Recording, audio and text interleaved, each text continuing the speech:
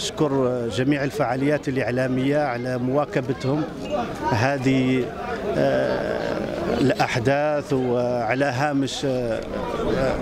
ملتقى أموغار الدورة 16، وإحنا الآن نتواجد في ميدان زايد بن سلطان، حيث أشرفت السلطات المحلية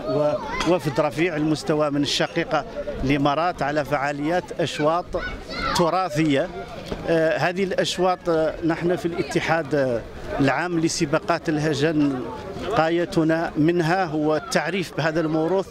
الصحراوي اللي هو رافد من روافد الثقافة المغربية، وهذا يدخل كذلك في صلب توجيهات السامية والعناية السامية اللي يوليها جلالة الملك لرعاياه الأوفياء داخل هذه الربوع في الأقاليم الجنوبية عامة، وما يوليه جلالته كذلك للثقافة الحسانية كرافد من روافد الثقافة المغربية.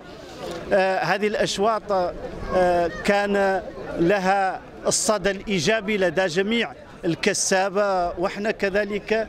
كأعضاء في هذا الاتحاد نتقدم بجزيل الشكر والامتنان إلى الأشقاء في الإمارات العربية على هذه الحلبة التي تتسم بمواصفات دولية، وعلى ما خلقته من صدى طيب لدى جميع الكسابة وملاك الإبل. وأنتم لاحظتوا الآن طنطان،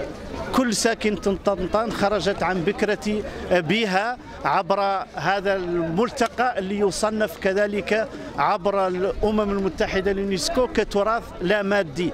كل هذه الأجواء الحماسية اللي واكبت هذه السباقات كذلك نحن نثمنها عاليا، ونثمن كذلك المجهودات الجبارة اللي تقوم بها السلطات المحلية والمنظومة المحلية، وشكرا يعجز عن وصفها الخطب لرجال مهنة المتاعب الصحافة.